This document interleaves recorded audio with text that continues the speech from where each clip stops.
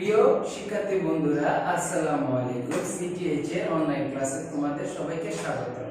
গতকাল আমরা ইংলিশে ক্লাস 4 এর সি প্যাসেজে 1 এবং 2 এর কোশ্চেনগুলো সলভ করেছি। তো আজ আমরা বাকি কোশ্চেনগুলো অর্থাৎ সি প্যাসেজে 3 ও 4 এর কোশ্চেনগুলো সলভ করব। আশা করি তোমরা গতকাল ক্লাসে ভিডিওটি খুব ভালোভাবে দেখেছো এবং প্যাসেজটি তোমাদের খুব ভালোভাবে মনে আছে। তো চলো শুরু করি। তো প্রিয় শিক্ষার্থী বন্ধুরা, গত ক্লাসে আমরা সাগরের ডেইলি লাইফের উপরে, ডেইলি রুটিনটার উপরে আমরা ক্লাস করেছিলাম, যেটি সি প্যাসেজ ছিল। প্যাসেজটি ছিল ইউনিট 16 এর লেসন ছিল এবং 1 এবং 2 সি প্যাসেজের উপর। তো ওইখানে আমরা কতগুলো গুরুত্বপূর্ণ জিনিসগুলো দাগ দিয়েছিলাম, পড়িয়েছিলাম এবং ওই জিনিসগুলো বোঝানোর চেষ্টা করেছি। তো প্যাসেজটি তোমাদের ভালোভাবে খেয়াল আছে, খুব ভালোভাবে তোমরা মনে রেখেছো। তো আমরা এখন প্যাসেজে 3 এবং 4 এ সরাসরি চলে যাব। তো শিক্ষার্থী বন্ধুগণ, তো সিন প্যাসেজের 3 নম্বরে কি আছে চলো দেখি। তো সিন প্যাসেজের 3 নম্বরে আছে answer the following question in a sentence or sentences. তো এখানে 3 নম্বরে আমাদের কোশ্চেনের উত্তর দিতে হবে। তাহলে প্রশ্নের উত্তর দেওয়ার ক্ষেত্রে আমাদের দুটি গুরুত্বপূর্ণ জিনিসের উপর লক্ষ্য রাখতে হবে, সেটা সেন্টেন্স অর সেন্টেন্সেস, অর্থাৎ বাক্য বা বাক্যাংশের মাধ্যমে, বাক্য অতিরিক্ত অর্থাৎ একের অধিক বাক্যের মাধ্যমে। একটা জিনিস গুরুত্বপূর্ণ, যে জিনিসটা তোমরা মনে রাখবে, এখানে দেখো 1 1 2 3 3 2 এভাবে করে মার্কিং গুলো করা হচ্ছে, অর্থাৎ মান বন্টনের দিকে আমরা মান বন্টনের দিকে একটু নজর দিব, মানের দিকে নজর দিয়ে আমরা কিন্তু কাজটি করব। সেক্ষেত্রে আমাদের একটি জিনিস মনে রাখতে হবে, কোশ্চেন মার্ক কতটুকু এবং কিভাবে কোশ্চেন গুলো আসছে। আচ্ছা, সর্বপ্রথম দেখি, প্রথম কোশ্চেন হলো What time does Sagar get up on weekdays? আচ্ছা, তাহলে এই যে WH এর কোশ্চেন গুলো আছে, সেক্ষেত্রে মনোযোগ দিয়ে আমরা যদি একটু চালাকি করতে পারি বা আমরা একটু বুদ্ধি খাটাতে পারি, WH এর কোশ্চেনের ক্ষেত্রে বেশিরভাগ ক্ষেত্রে অর্ধেকের উপর কোশ্চেন গুলো দেওয়াই থাকে উত্তরগুলো। তোমাকে শুধু ওই উত্তরের বেসিক জিনিস অর্থাৎ মূল বিষয়টি জাস্ট বসাতে হবে, তাহলে কিন্তু কাজ শেষ। তাহলে আমরা দেখি What time does Sagar goes get up in weekdays? আচ্ছা, সাপ্তাহিক যে কর্মদিবস আছে সেক্ষেত্রে সে কখন উঠে, অর্থাৎ ঘুম থেকে সকালে কখন উঠে সাপ্তাহিক কর্মদিবসে। তাহলে এটা হলো তার বাংলাটা, ঠিক না? What time. তাহলে এখানে যদি আমরা সময়টাকে বসিয়ে দিই তাহলে কিন্তু আমাদের কাজ শেষ, ভেরি ইজি। তাহলে দেখো what time does Sagar get up on weekdays. আচ্ছা, তাহলে প্রথম অ্যানসারটা কি? সাগর gets up at 6 am on weekdays। তাহলে দেখো সাগর gets up on weekdays, তাহলে gets up what time? তাহলে 6 am। দেখো কোশ্চেনের মধ্যে তোমার অর্ধেকের বেশি উত্তর দেওয়া আছে, তাহলে তোমাকে শুধু 6 am বসালে কিন্তু পুরো কোশ্চেনটাই শেষ। মনোযোগ দিয়ে খেয়াল করো, সাগর gets up 6 am on weekdays। তাহলে প্যাসেজটাকে যদি আমরা মনোযোগ দিয়ে পড়ি, গুরুত্বপূর্ণ তথ্যগুলোকে নিয়ে, তাহলে কিন্তু তুমি এই যে প্যাসেজের ভিতরে যে কোশ্চেনটা আছে সেখান থেকে খুব সহজেই উত্তর দিয়ে দিতে পারতেছ। আমরা আশা করি বুঝতে পেরেছি। তাহলে 2 নাম্বারটা দেখি। আচ্ছা, তো আমরা এখন 2 নাম্বারের বিষয়টাকে একটু নজর দিব। 2 নাম্বার কি বলছে? when does Sagar take his breakfast? তাহলে এই যে দেখো WH এর কোশ্চেনই সবগুলো, তাহলে WH এর বলে কখন সাগর কি তার ব্রেকফাস্ট অর্থাৎ সকালের নাস্তা গ্রহণ করে। when does Sagar take his breakfast? তাহলে 1 নম্বরের কোশ্চেন, তাহলে এটার দিকে নজর দিয়ে ব্রেকফাস্ট কখন নেয়। তাহলে যদি এখানে when does, তাহলে আমরা যদি সময়টাকে জাস্ট বসাই দিই কখন, তাহলে দেখো তো হয়ে যাবে সাগর takes his breakfast at 8 am। তাহলে at 8 am 8 am ব্যবহার করলে বাকিগুলো কিন্তু লেখা আছে, সাগর take এর জায়গায় takes his breakfast, তাহলে সাগর takes his breakfast at 8 am। খুব সহজেই কিন্তু আমরা বুঝতে পারতেছি যে শুধু 8 am বসালেই পুরো কোশ্চেনটা উত্তরটা হয়ে গেল। Number C, when does Sagar get dressed? কখন সাগর পোশাক পরিচ্ছদ পরে তৈরি হয়, অর্থাৎ ড্রেস অর্থাৎ ইউনিফর্ম পরে, যেটা আমরা প্যাসেজে পড়েছিলাম। তাহলে সি নাম্বার কি? সাগর গেট ড্রেস আফটার ব্রেকফাস্ট। দেখো আফটার ব্রেকফাস্ট এতটুকু একটা লাইন, বাকিগুলো কিন্তু দেওয়াই আছে। তাহলে আফটার ব্রেকফাস্ট সাগর গেট ড্রেস, তাহলে সাগর গেটস ড্রেসড আফটার ব্রেকফাস্ট, অর্থাৎ সকালের নাস্তার পর সে কি করে স্কুলে যাওয়ার জন্য পোশাক পরিচ্ছদ পরে বা ইউনিফর্ম পরে। তাহলে সাগর গেট ড্রেস আফটার ব্রেকফাস্ট। এই যে এতটুকু আফটার ব্রেকফাস্ট হলে কোশ্চেনটি শেষ। ডি নম্বরে what does Sagar do on weekends. তো সাগর কি করে সাপ্তাহিক দিনগুলোতে, অর্থাৎ সপ্তাহ শেষের দিনগুলোতে, অর্থাৎ সপ্তাহ শেষে উইকেন্ড, যেখানে উইক ডেজ গুলো সপ্তাহের শেষ দিন, ছুটির দিনে। তাহলে what does Sagar do on weekends, উইকেন্ডে সে কি করে, অন উইকেন্ডস, তাহলে সাপ্তাহিক ছুটির দিন সাগর ভিজিটস, সে কি করে, ভ্রমণ করে, visits aunt and uncle in afternoon. তোমাদের স্পষ্টতই খেয়াল আছে যে আমরা পড়েছিলাম যে উইকেন্ড গুলাতে সে কি কি কাজ করে, হোয়াট ডাজ। তাহলে দেখো Sagar visits his uncle in aunt in afternoon, বিকালের দিকে কি করে সাগর তার এখানে আঙ্কেল এবং আন্টির সাথে কি করে, আন্টির বাসায় যায়, সেটা বিকেলে। তাহলে অন উইকেন্ডস, তাহলে দেখো অর্ধেকের বেশি উত্তর সবগুলো কোশ্চেনে প্রায় দেওয়া হয়ে আছে। তাহলে on weekend Sagar visits his aunt and uncle in the afternoon, তাহলে সাগর কি করে, তার আন্ট এবং আঙ্কেলের বাসায় কি ভ্রমণ করে বা যায়। আচ্ছা, what does he do after dinner, সে রাতের খাবারের পর কি করে, what does he do after dinner. আচ্ছা, after dinner he goes to bed.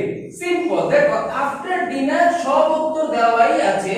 তাহলে হি গোস টু বেড, সে কি করে, বিছানায় চলে যায়, ঘুমাতে যায় বা বিছানায় যায় ঘুমানোর জন্য। তাহলে after dinner he goes to bed, ও সিম্পলি কিন্তু কিছু তথ্যের মাধ্যমে দিয়ে দেওয়া হয়েছে। What does he do after homework, সে বাড়ির কাজের পর বা বাসায় যে স্কুল থেকে যে কাজগুলো দিয়েছে সেই কাজগুলো করার পর সে কি করে, what does he do after homework.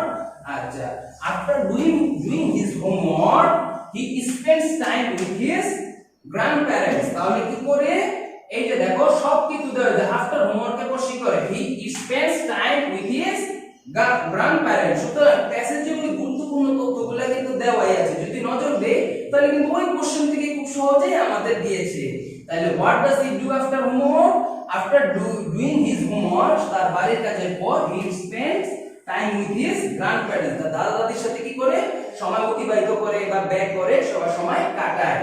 তাহলে খেয়াল করো প্রত্যেকটা কোশ্চেন ডাব্লিউএইচ এর কোশ্চেনগুলোতে জাস্ট আমরা কিন্তু উত্তরগুলোকে ব্যবহার করছি, অর্থাৎ সঠিকভাবে উত্তরগুলো ব্যবহার করলে বাকি কোশ্চেনগুলো কিন্তু অনায়াসেই আমাদের কাছে সহজ হয়ে যাচ্ছে বা উত্তর দিতে আমরা পারছি।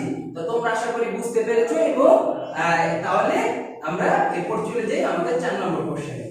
তো প্রিয় শিক্ষার্থী বন্ধুগণ, আমরা সিন প্যাসেজের এবার 4 নম্বর কোশ্চেনটি করি, চলো দেখি। তো 4 নম্বর কোশ্চেনের ক্ষেত্রে যে জিনিসটি বলা আছে সেটি হলো write a short composition on how to spend your weekend and weekend.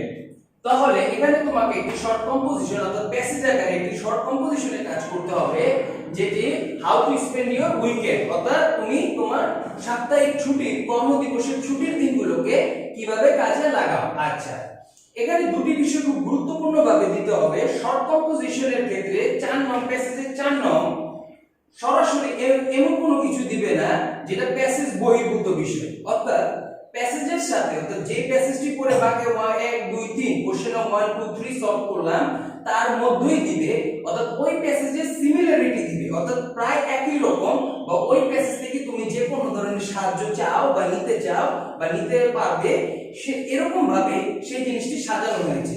সেক্ষেত্রে আমরা একটু আগে যেটা পড়েছিলাম সাগরের উইকেন্ডটা দেখেছিলাম, উইকডেজ গুলো দেখেছিলাম, তা how to spend your weekend, তোমার উইকেন্ড। সেক্ষেত্রে তুমি দেখতেই পারতেছো যে কতটুকু একটা সিমিলারিটির মাধ্যমে তোমাকে কাজটি করতে বলা হয়েছে, এবং ওই কাজটি সাহায্য করতে বলা হয়েছে কিভাবে তুমি এই কাজটি করবে।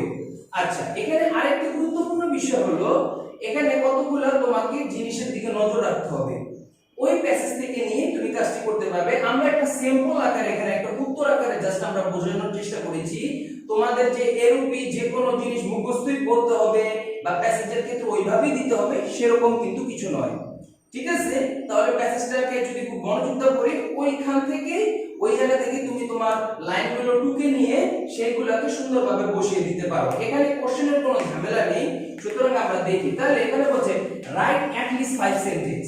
এখানে একটি গুরুত্বপূর্ণ বিষয় হলো তোমাকে একবারে সর্বনিম্ন 5টি বাক্য অ্যাট লিস্ট লিখতে হবে, অর্থাৎ খুব কম করে হলো 5টি বাক্য টু দ্য টপিক, ওই বিষয়টার উপরে। Remember to use capital letter, punctuation, correct spelling and sentence structure. আচ্ছা, যখন এই শর্ট কম্পোজিশনটা তোমার উইকেন্ডের উপরে লিখবে, আগে বলা হচ্ছে ওটা ফ্যামিলিয়ারিটি সিমিলারিটি থাকবে। তো সিমিলারিটি থাকার দরুন ওই প্যাসেজ থেকে তুমি অনেক কিছু নিতে পারবে। তবে এখানে কিছু গুরুত্বপূর্ণ জিনিসের কথা, ক্যাপিটাল লেটার অর্থাৎ বড় হাতের অক্ষরের ব্যবহার, পাঞ্চুয়েশন অর্থাৎ বিরাম চিহ্ন অর্থাৎ ফুল স্টপ, কমা, এই বিষয়গুলো, কারেক্ট স্পেলিং বানানের উচ্চারণগত সমস্যা যদি না থাকে যেন, অর্থাৎ কারেক্ট স্পেলিং বানানগুলো যাতে ঠিকমতো হয়, এবং সেন্টেন্স স্ট্রাকচার অর্থাৎ গ্রামাটিক্যাল ওয়েতে আমরা কোনো বাক্য লিখতেছি অর্থাৎ সেন্টেন্স বানাচ্ছি সেটা গ্রামাটিক্যাল ওয়েতে যাতে ঠিক থাকে সেই কারণে সিমিলারিটি রাখা হয়েছে। সুতরাং আমাদের এখানে একটু বুদ্ধির ব্যবহার করতে হবে। যদি আমরা বুদ্ধির ব্যবহার করি সরাসরি কিন্তু আমরা প্যাসেজ থেকে ওই জিনিসগুলো খুব সহজেই নিতে পারবো।